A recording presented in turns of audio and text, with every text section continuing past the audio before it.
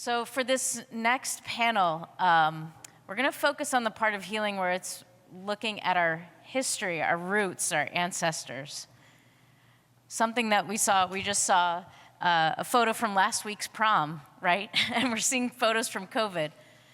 But our next two panelists are actually looking at historical archives and looking at the past and helping us heal and understand our current situation and the future. So Catchlight Global Fellow Bayete Ross Smith joins Kwame Brathwaite, director of the Kwame Brathwaite Archive, Aperture board member and son of Kwame Brathwaite, the photographer whose work fueled the Black is Beautiful movement, to examine the importance of visual archives being equitably accessible and the intersection and significance of multi-platform storytelling. So thank you, come join us.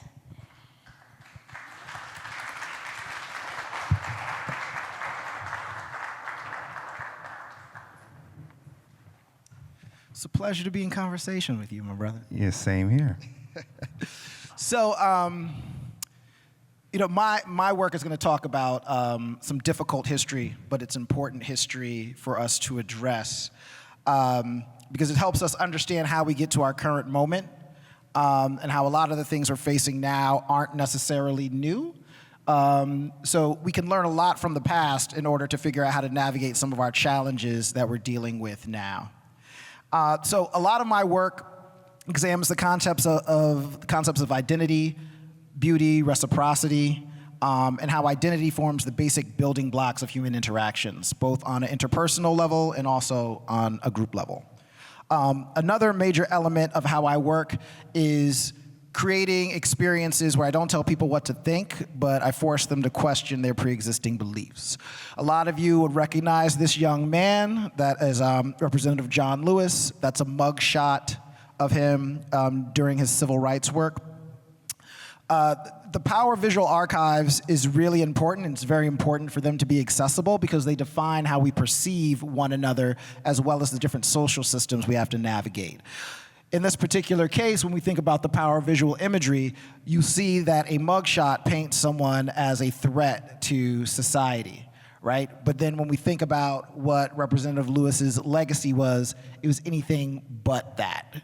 And so we have to be very thoughtful about how images and stories are used and how we make archives accessible so that we can not only learn from the past and question some of the misleading imagery we've experienced, but also create corrective and connective narratives. That's C.T. Vivian, another prominent civil rights worker, and that's his mugshot as well. So what we're seeing here is through visual imagery, these folks are painted in ways that are essentially the antithesis to what they've contributed to our society.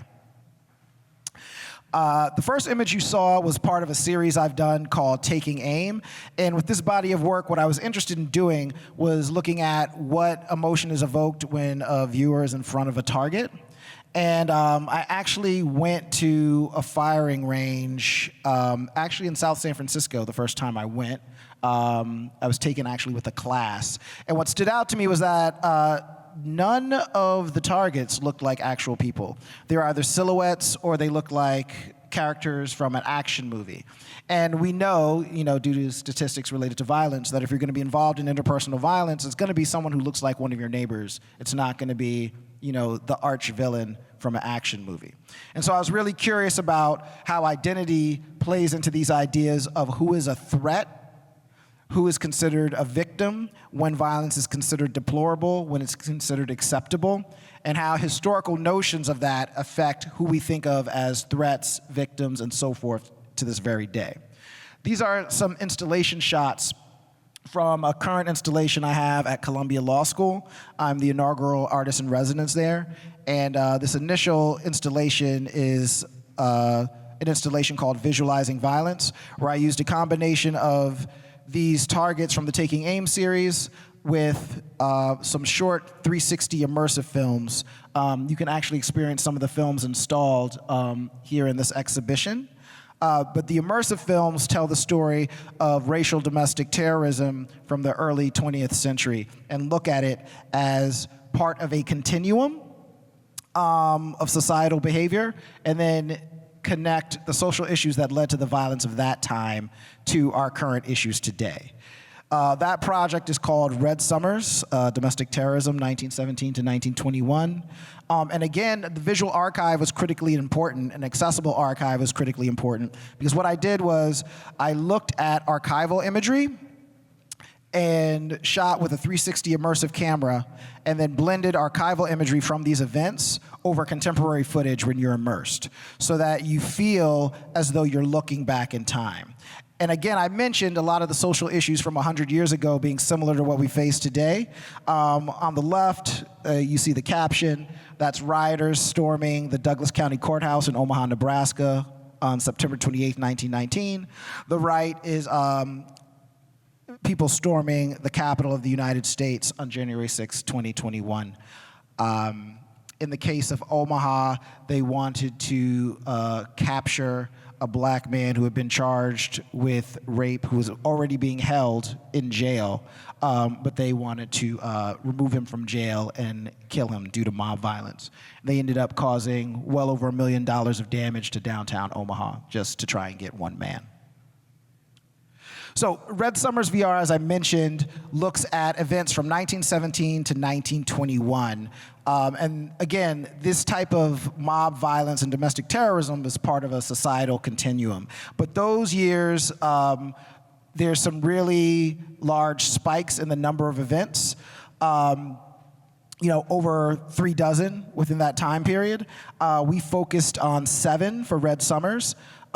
Houston and East St. Louis in 1917, Phillips County, Arkansas, Chicago, Washington, D.C., and Omaha, Nebraska in 1919, and then Tulsa, Oklahoma in 1921. And again, I used immersive media to give people the experience of standing on a site, looking back in time and seeing the unresolved history from decades ago that still affects how we are living today. These are some screen stills from that particular series. So some of the social issues that connect to today are fear of migration policy. Today it's immigration. Back then it was the Great Migration, black people moving from the rural South to the Northeast, Midwest, and West Coast. Consequently, labor shortage, labor issues and questions about economic insecurity. So one of the popular tactics of the time when there was labor disputes is that the factory owners or whoever was in power would often hire black workers to break the strikes, because the labor unions were segregated, and they knew that black workers weren't allowed in the white unions. So that was a common tactic to, again, divide and conquer labor. Additional issues are things like bias in the press. Back at that time, you have literally like a black press and a white press, and you find drastically different stories, or I should say drastically different tellings of events in the white press and the black press of the same events. There's some other stuff too. Oh yeah, global pandemic, what we historically know as the Spanish flu, and economic instability and changing global borders due to World War I. And then of course there's black soldiers returning home from World War I, not willing to be second-class citizens anymore, having just fought in an international war that was supposed to be for democracy, and saying, what about democracy at home? So when we think about those times, looking back in time, looking at these images, learning these stories, and making it accessible is a great learning tool, in my opinion, for reflecting on our current challenges. The other project that I'm working on as a Catchlight Fellow is an ongoing series I've done for several years called the Our Kind of People series. In this body of work, I dress people, real people, not models, in clothing that they all own, worn in a style in which they would wear it on a daily basis, and the lighting and facial expressions are kept the same. The idea here is that with no other means of assessing the people in the photos, every audience member will project their own personal preconceptions onto each one of these characters and each one of these subjects. And this relates to another really important element in my work that I mentioned previously that directly relates to, a crisis of trust, which is I put a lot of effort into raising important topics, but not telling people what to think, but creating scenarios where they're forced to question their pre-existing beliefs. So you almost see this connection with these two projects where we're looking at the history of how we've perceived certain people and how that relates to bias, and then historical misconceptions and historical inaccuracy in telling stories. And then we see through these images how those historical inaccuracies affect our perceptions of one another today. And again, these are all personal for each individual person. So my perceptions might not be someone else's perceptions, but it causes a point of reflection.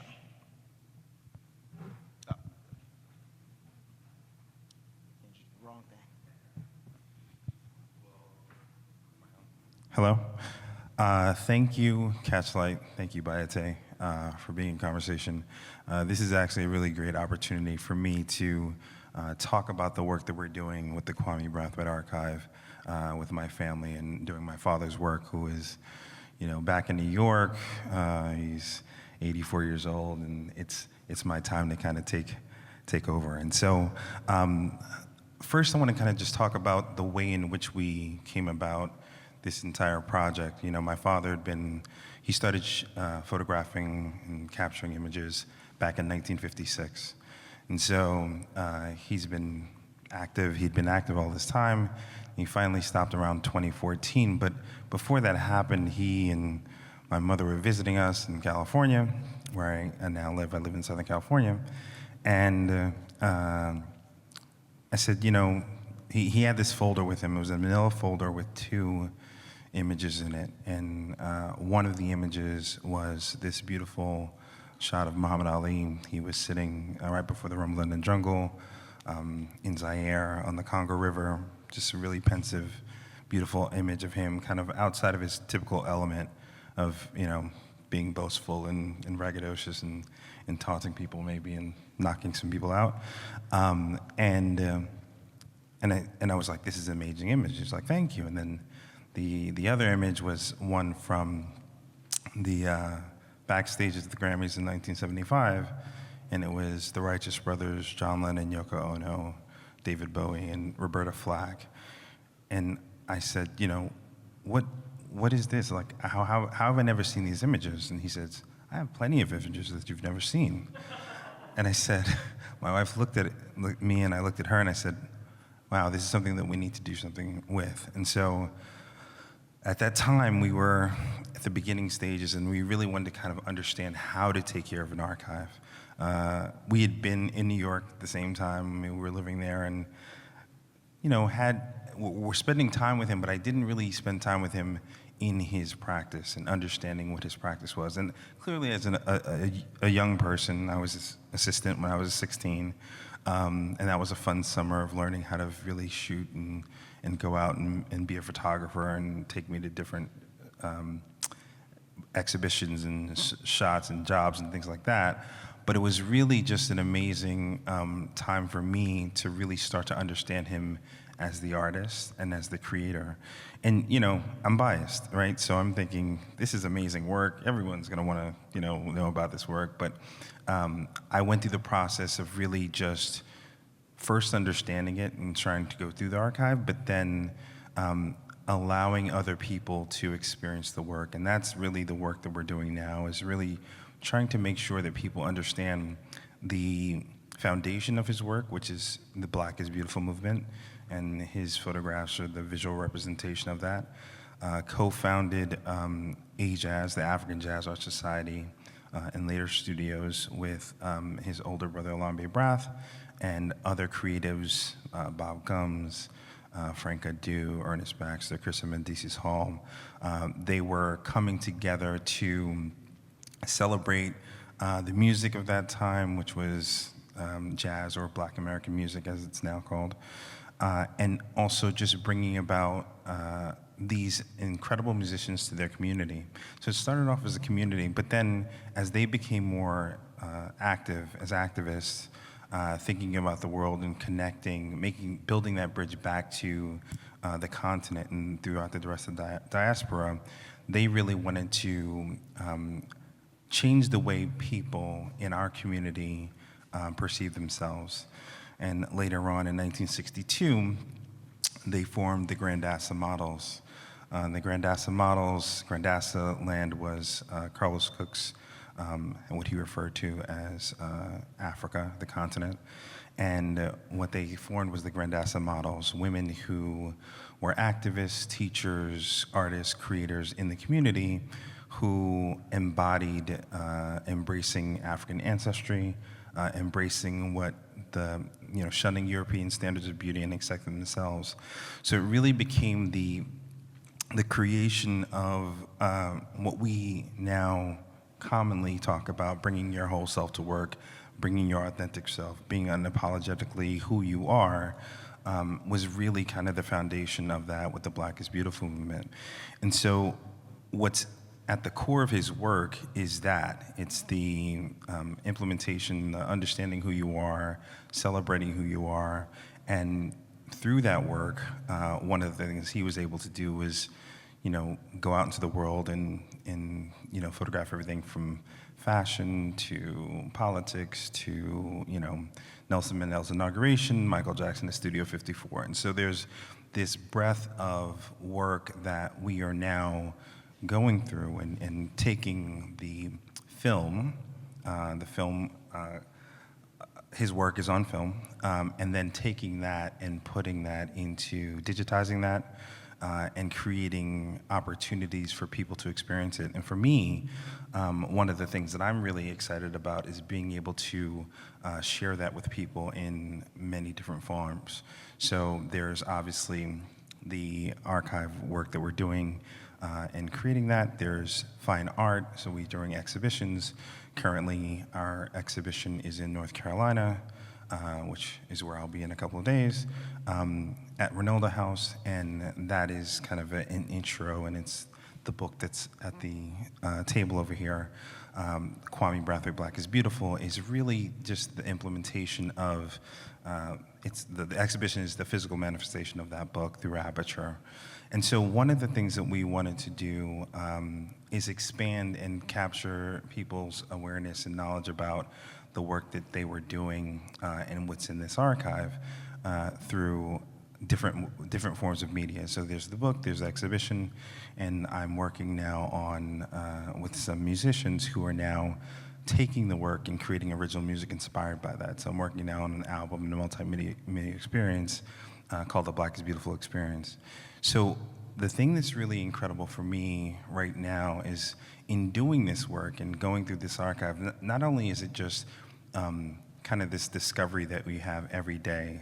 Each day is something kind of new and exciting that we're finding as we go through the work, but what we're seeing is this, and we've been talking about it during the summit, is this community that he was trying to uplift, this community that he was showing that is regal in their everyday presence, in the going to, being an activist and fighting for the rights in the school, everything from that to just, creating your own wares and buying Black and being an entrepreneur in your own neighborhood, recirculating the Black dollar in the neighborhood. That's one of the issues that we still face in our communities today.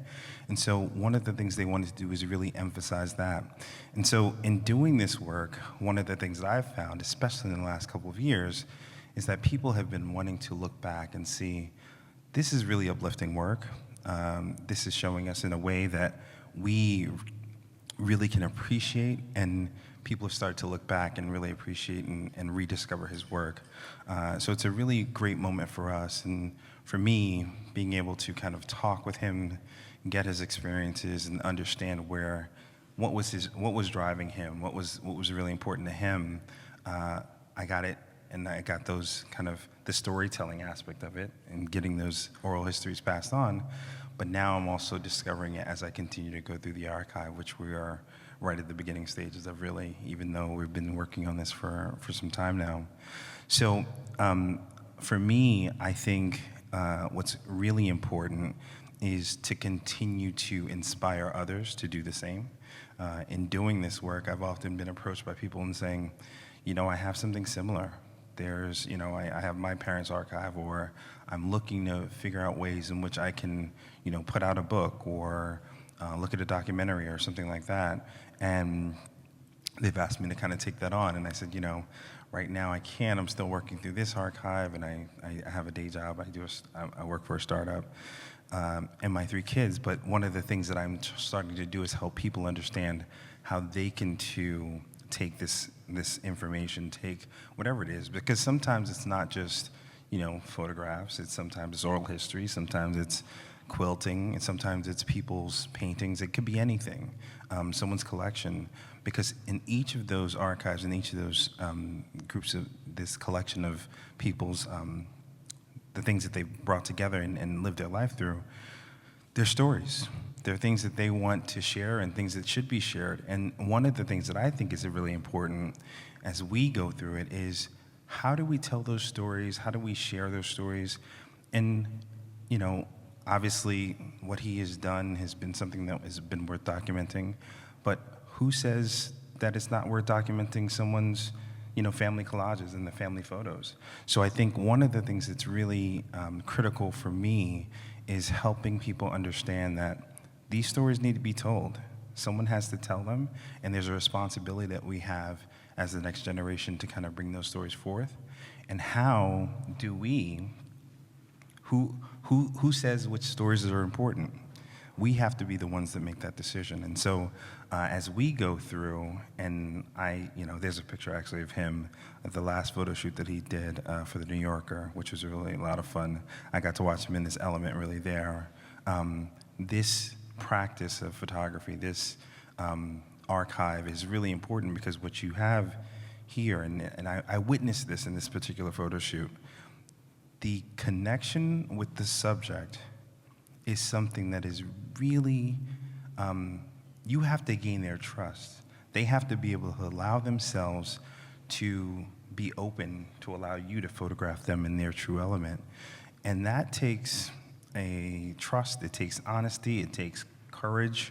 And I watched him work with the subject, who is another artist, who had a very specific vision of what she wanted this shoot to be. And then there was the person who had, you know, brought us on to photograph, and my father to photograph, and she had a very different vision of what it was supposed to be. And for him to get them both in the same place through the way that in which he was photographing them was really kind of this, it was like a master class. And so it was really fun for me to watch.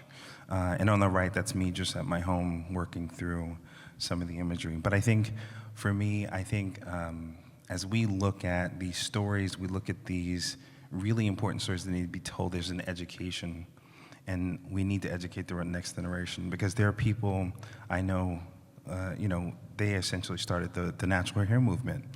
So when you're thinking about Black is Beautiful and people who now wear their hair in natural hairstyles, sometimes they have no idea why and what it was. And so that is part of the process of educating, and it's the kind of the tenet in which I formed the 501c3, the Kwame Brathwaite Archive, is because I want, obviously, 1, to preserve his work, 2, to educate people on how to create archives, and 3, to pass it on to the next generation so that we can continue to see, you know, archives like this, things that Bayete are doing, things that, you know, Mabel and Josue and everyone is doing.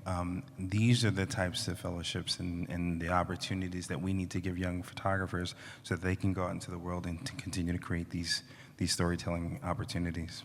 So yeah, I think that's Yeah, it. I just think we wanted should just start to talking. mention something that I forgot to say that connects what we're both doing, that you touched on actually pretty effectively, and that's the idea of multi-platform storytelling. Yes. And therefore accessibility. So the great educator and historian Mary Frances Berry said, and I paraphrase, you can teach anyone anything if you start from where they are as opposed to from where you are. And part of the reason why multi-platform storytelling is important to me and has importance in what Kwame is doing is because that allows people to access the work, access the archive within the course of their daily lived experience. And with each different platform, you'll get a different segment of a larger audience, right? So you'll reach different people with a book than you will with something that's on desktop, than with something that's on mobile, than with something that's time-based, versus something that's performative. And so those are ways to engage people and make experiencing these images and these stories an accessible part of their daily lived experience. So for example, with Red Summers, we published the series of short VR films with The Guardian. But you can also experience them on YouTube. You can experience them in a headset. You can experience them on a mobile device. The installation we've created here is kind of like a traditional art installation style experience, but we use a sensor to make it interactive so you can control the camera view. And then when we created the work, I partnered with a colleague of mine, Jimmy Briggs, to write essays about each story because I knew that trying to summarize the stories of these events in 6 to 7 minutes wouldn't be sufficient. So how could I provide a structure where there was supplemental information, right? And some people will read the essays, some people won't, but that information is there as a point of entry. One of the other things we weren't able to do that in all the cases, but we did it in some cases. And this relates to collaborative and interactive storytelling and who gets to tell a community story, is that we collected testimonials from local community members and in some cases, descendants of survivors of these events. So there's another element that you can read that includes a community voice. We weren't able to do that as extensively as maybe we would have liked, but that's an effort that we put in there to give the story a very, very well-rounded approach. And then again, the use of multiple platforms makes it accessible. And I think that's something we're both doing as a way of providing our work as a public service so that people can experience it and people can take it and figure out what else they can do with the work that will help facilitate learning and growth. Yeah, I think that's really critical. And one of the things I wanted to do with the music and the first piece that we had done, particularly for the Black is Beautiful experience, was in direct response to the chants that I can't breathe, right? It was really, they were very powerful, but one of the things that Nicholas Payton, who is one of the artists that we work with, was saying is like, we need to flip that. We need to change the narrative around that because we have to breathe. We have to be here. We have to be the ones that continue to fight and change the way things are going. And so, we took one of the images. It was the one that cycled through as part of this. It was Didier Carr during a Garvey Day celebration and started composing music to it. And so that's going to, it's going to reach a different audience. And one thing that I think is really amazing about what's happened over the last few years, the Grandassa models who, like I said, were women in the community activists, these who are the representation of this kind of African standard of beauty, they've now had a reunion. They had one in 2018, and now they're about to do a website, and they're starting to be more active in the community. And it's really amazing to see them now start to, the light be shed back on them, because what they did for feminism, for women's rights, for like the aesthetics around being able to wear your hair the way you want to, right? It wasn't an option to go to work with your hair in a natural hairstyle. And the Crown Act just passed just recently. So the fact of the matter is that the work that they'd done those years ago is now starting to come into fruition. They impacted an entire generation of people to kind of embrace themselves. And so I really love the fact that they're about to release their Instagram site, the original Grandmaster Models, and they're working on a website, and they're going to start doing things in the community. And I think we'll be able to celebrate them when the exhibition comes to New York, which is really, really a lot of fun. So I actually have a question for you. Talk to me about, Red Summers is just an incredibly powerful project. How did you come up with the idea, and where? I love the fact that there's this multimedia kind of VR experience to it, and I have yet to go in, so I'm going in there to do it, but how did you come up with that? That's a great question. I actually got the idea for that aesthetic approach several years ago, back in 2016. I was doing some work with PBS and the New York Times, and it was back when the New York Times did Daily 360. And so I started dabbling with immersive media, like, okay, what kind of stories can I tell where it requires immersive media? Because a lot of times people will just use new technology because it's the thing to do, and it won't really be useful for storytelling. Right. And so I live in Harlem, and I was up in Lower Washington Heights, over by Columbia, and I walked down this block that I walked down many times, and for some reason I was reading something about Malcolm X earlier that day, and for some reason I hadn't realized before that that was this place where he was assassinated. Okay. And it's like a Dallas BBQ now. Although they do have, part of it is a Dallas BBQ. They do have the Malcolm X and Betty Shabazz memorial center there.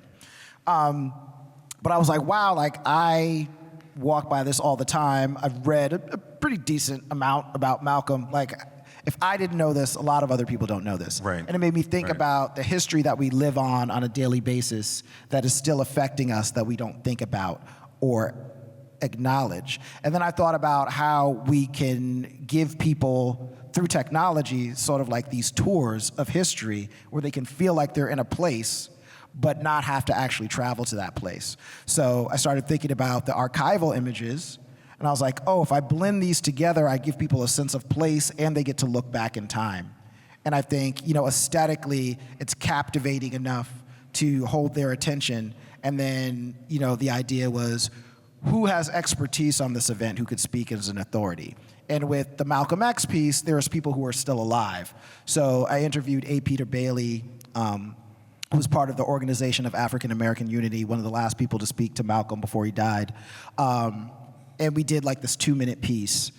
And I thought, this is a potentially very effective technique for storytelling. How can I apply that on a broader level for more substantial stories? So in 2018, I realized that the centennial of a lot of these events were coming up.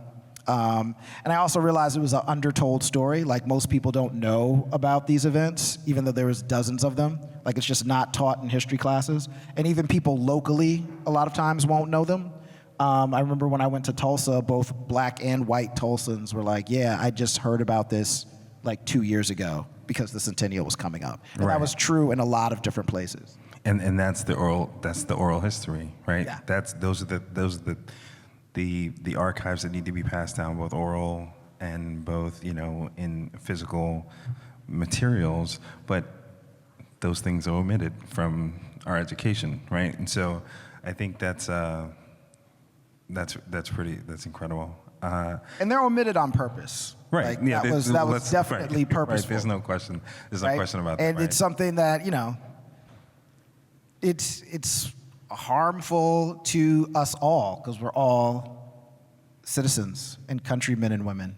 Like, one of the people who was really, really helpful in this when we were doing this project, Cameron McWhorter, who wrote a really great book about the Red Summer of 1919. He was like, yeah, I got interested in this subject matter because I'm from outside Chicago. I found out about the Chicago massacre of 1919, and I never learned about it. And he was like, as a white guy, I was like, oh, this explains a lot of things that I didn't know, and it was kept from me. Yeah. I think one of the other things that's really important to acknowledge, and you talked about that, right? we acknowledge the land that we're on now, right? As we started this whole summit, I think it's really important when you start to look back to recognize all the different stories that were taken away from you, that were hidden from you, so that you could have a certain way of looking at the world. And I think when we are able to speak to people who lived it, right, lived those times, and then take, photographic memory, take historical and artistic memory, and place those in front of people today, we get to make our own decisions about the way in which we want to live our lives and the things that we want to support. So I think it's really important that we continue to do this work. And it's one of the things that drives me to really get the message out about not just the archive that we're working on, but other people in their archives, and making sure that we get those stories that we missed.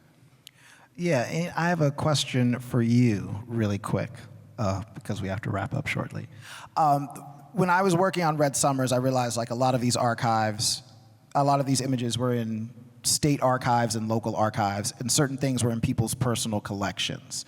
And so I'm curious how you've navigated expressing to people the importance of keeping their family archives, intact and accessible, in terms of them understanding that those images could be fuel for really, really profound artistic works and movements in the future. Yeah, I think there's an importance to, obviously you have to have the willingness to do so, right? I think one regret that I have is that I didn't start this sooner, right? I was physically in New York with my parents. My wife and I were living there, and we'd see them, but we didn't really get through the process of starting this work. But I think you have to be mentally ready to take this on. It's not an easy task. It's something that you really have to focus in on. We just moved the entire archive from New York to California, and are now dealing with this massive room, and fine art stories that we have to work through. But I think one of the things that when people are often approaching me about what to do and how to do it, I think it's really important to understand what is the end result. Are you trying to really tell the story? Because there are multiple ways to tell the story, right? There are institutions that will fully support and allow you to tell the story or get the message out. And I think for me, it's really important for people to see it. It's really important for people to see this work, whether it's in an institution on the wall, whether it's through, an exhibition or whatever. But understanding whether you want to tell the story yourself, which I think is really important, and I don't try to influence people either one way or another, but I think it is important for you to tell that story yourself. But if you have a partner that you can work with that can help you tell the story in a more important way, that's not more important, but in a more impactful way, I should say, because it can reach more people, that's one way you can go about it. And that was one of the things that we did when we were looking at the book. Do we self-publish, right? Or do we try to partner with an organization that would be able to get a greater global reach? And so, working with Aperture was I think it was the right move for us, because the key point for me was to ensure that more people saw this work and had the opportunity to experience this story. So I think it's really important for people to really understand what they want to do, and then figure out the ways in which to operate, because there are plenty of institutions that will receive and allow you to gift it to them, as long as they are willing to put the work in and put the work out into the world. So I think that's really important. Do we have time for questions? Yes.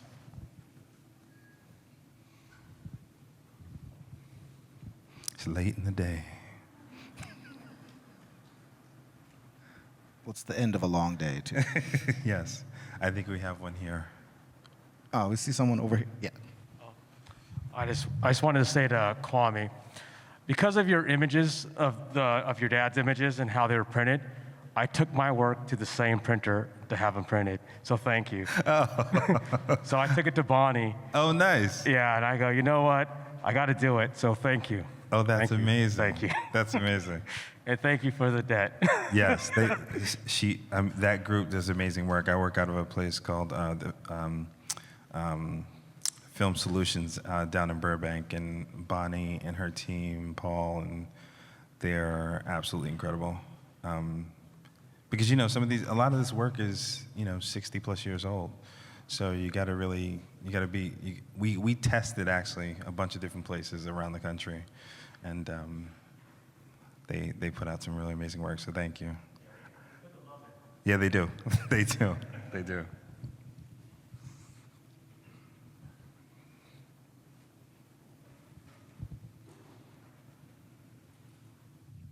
This is more for Bayete. I think we have a lot of structures for how we know we should and need to archive bodies of work like this one. But how do you think about archiving something like VR projects? How do you think about archiving and protecting and preserving new media, multimedia? That's an excellent question. It's somewhat difficult, and I wouldn't necessarily say I have the answers. One of the easier things to do is to make sure you archive the manner in which it's presented. So like literally what it takes technology-wise to experience that work. And then also, we think it goes without saying because data storage is so cheap and efficient now, but you have to back everything up a bunch of different times on multiple platforms, on the cloud, on multiple hard drives, so on and so forth.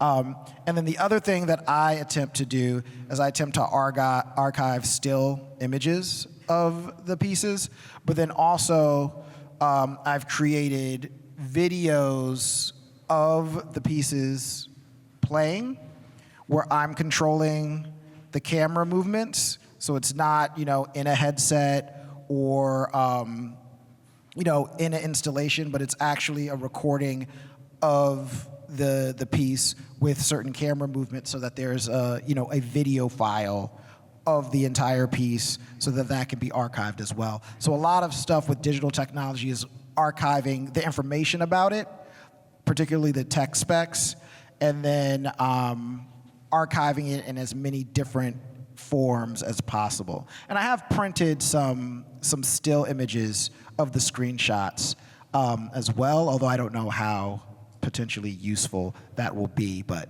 I have all of that archived. I have all the images that I licensed archived as well, with descriptions of what they are. So I have like a whole mini archive of these images, extracted from the archives they're originally in my own archive of what the images are, of where they're from.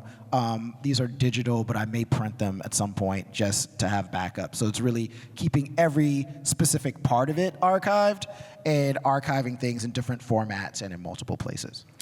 And make that NFT.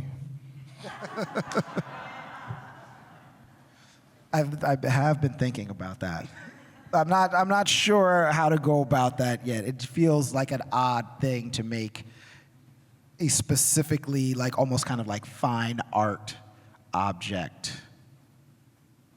But there's a lot to think about in terms of what to do. Yeah, it's a different experience.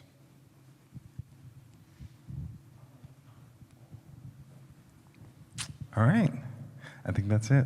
All right, thank you all very much. Thank you very much.